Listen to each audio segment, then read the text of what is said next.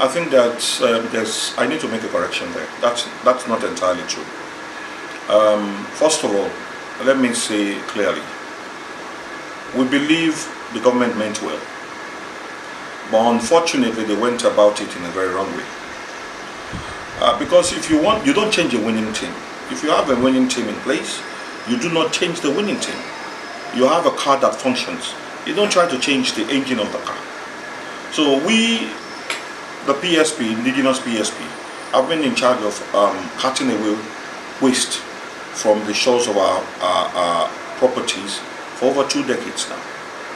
And the government, I believe they thought that they wanted to bring it to the next level, to the world best practices. In doing so, you cannot exclude the major players in the industry. The PSP were the major players in the industry. It had to be all-encompassing. You had to bring the major players in, explain what you want to do, how you want to complement the job that is already on the ground, and the next level you want to bring them out. And then they will now give you suggestions that will aid and help that change you want to bring about. And unfortunately, that was not the case. We were not informed. We never partook in the change that was supposed to come. So the policy somersault of the government brought about Visionscape. And I believe it was not well thought through. Visionscape, like we know them, like we have found out afterwards, are not really genuine waste managers. So Visionscape, we now found out that they didn't even have proper offices where they were supposed to have them in the Western countries. They had something that was called a virtual office. A virtual office is something that is operated online. There is no physical office you can actually tie them to. And then we went on to check their records that they were claiming to have all over the world, that they had worked everywhere and they were mega, and they are not. But that aside, already on the ground before the incoming of Visionscape, the PSP operators had over 1,500 trucks that were deployed on a daily basis to do the business of cutting away refuse from the households and onto the different commercial entities in Lagos State. And when Visionscape came in, we were told they had the capacity, we were told they had the knowledge, they had the technological know-how to take us away from where we were, to take us to the next level where we wanted to go, which was supposed to be world best practice. But what we found out was they came with trucks that were below even 100 in number, and we had over 1,500 in place already. Plus they came with tippers that were already archaic. Tippers where the PSP used to tippers maybe in the best part of like 10-12 years ago. We stopped using the tippers to cut away refuse. They brought tippers, and they set us back more than 15 years. And that was why their expectations were not met. They never knew the volume of waste that was generated in Lagos State. Lagos State is one of the mega cities in the world that generates absolute enormous amount of refuse on a daily basis. If you look at an average human being generating approximately about 1 kilogram of waste every day, and you multiply that by about 22 million, now they set us about 15 years back. You have to understand the fact that an average human being generates about 1 kilogram of refuse on a daily basis, especially in the underdeveloped country and developing countries. In the developed countries, they generate more than 1 kilo, approximately more. And then you multiply that by the number of indigenes living in Lagos State. The population of Lagos surpasses 22 million. Then you get over 22 metric tons of refuse being generated on a daily basis in Lagos. That is massive. That is absolutely humongous. So you cannot put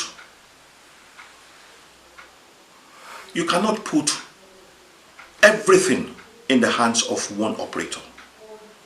What if that operator fails? What if they have operational problems or hurdles or challenges? We will be at the mercy of that one operator. And that is why we have several operators cutting away refuse simultaneously on a daily basis. So if you have challenges with one operator, you have other ones that can kick in and lend a helping hand to that. Plus, LOMA had mastered the art of catching away refuse. LOMA is an adjudicator. LOMA is the controlling vessel for the government. So in the case where you have erring operators not doing their job properly, LOMA had the capacity, LOMA had the machinery to kick in, to come back in and wait in and solve the problem. So you are bringing you disbanded LOMA. LOMA was completely disbanded. And then you brought an entity that had no capacity to deal with that amount of refuse that is being generated on a daily basis. You're bound to have chaos. And everybody saw the chaos that we had in Lagos State. Everywhere was littered with refuse. The first mistake they did was bringing in refuse cans, refuse bins, and distributing it everywhere in every nook and crannies of Lagos, signifying to people that there was absolutely no need to pay refuse anymore. It was free. When it wasn't. When it was absolutely not. Through that, they created mini dump sites. Mini dump sites were created all over Lagos State. People came back to the normal communal way of dumping refuse, which was pre-1999, before our grand patron, Asiwaju Bola Ahmed Tinubu, introduced the PSP program. Pre-1999, we had people dispersing refuse indiscriminately all over, creating mini dump sites everywhere. And Lagos was termed, first of all, one of the dirtiest cities, and at the point in time, it was termed the dirtiest city in the whole world. We have moved miles and ages away from that to being one of the cleanest cities, not only in Africa, but in the world.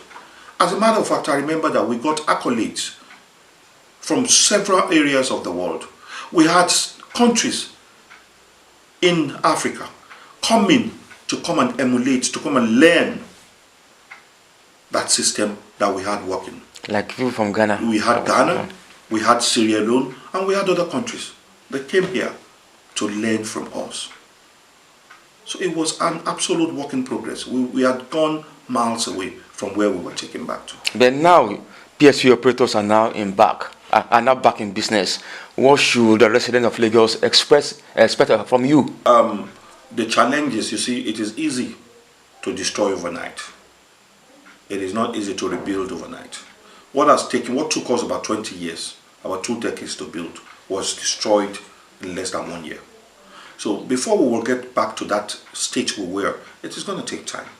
And that is why one of the things I'm doing as I'm speaking to you now is trying to create sensitization, to resensitize the people of the need to patronize the PSP that has been given to them in their area of abode. You have to bring your refuse well properly bagged. Put it in either refuse can, refuse bags, or you put it in the wheeler bins or refuse bins, where rodents are not going to be able to go inside and disperse them everywhere. And then place them in the front of your property at an appointed day of service, when the PSP operator is going to come with the compactors and then pack it properly, evacuate it from your premises, put it in their compactors, and then take it to the respective dump sites, which is the final resting place of the refuse. And then your civic duty is to make sure that as at when due, you pay your dues. Because when you get serviced, you have to pay for the service. Nothing is free.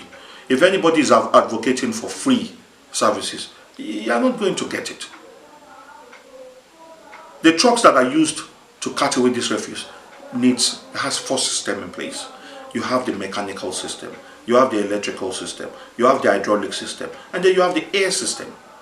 If one of those 4 systems defaults, you have a challenge on your hand.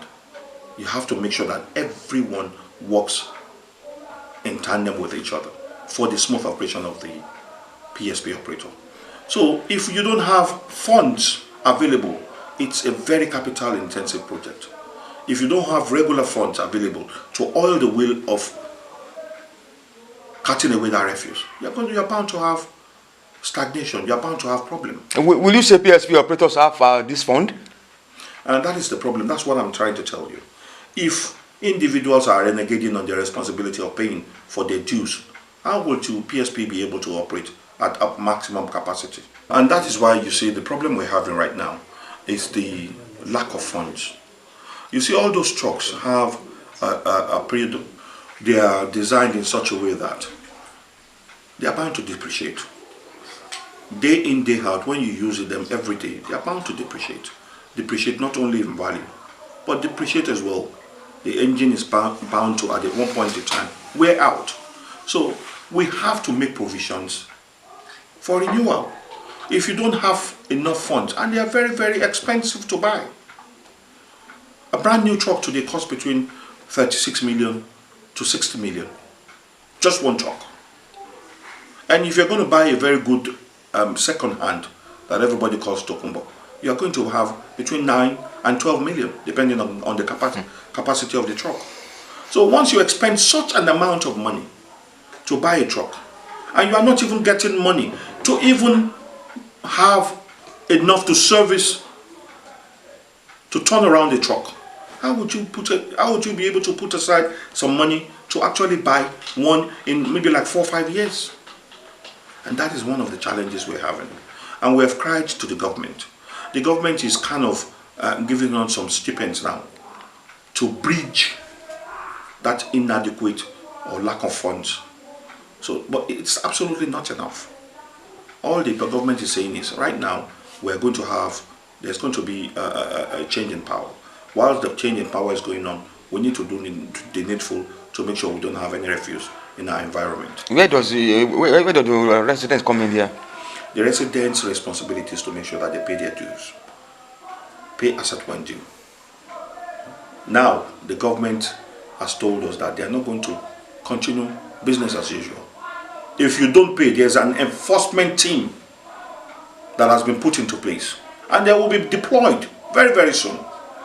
So if you are erring and you are lagging behind in your responsibility to pay your dues, you will face the wrath of the law.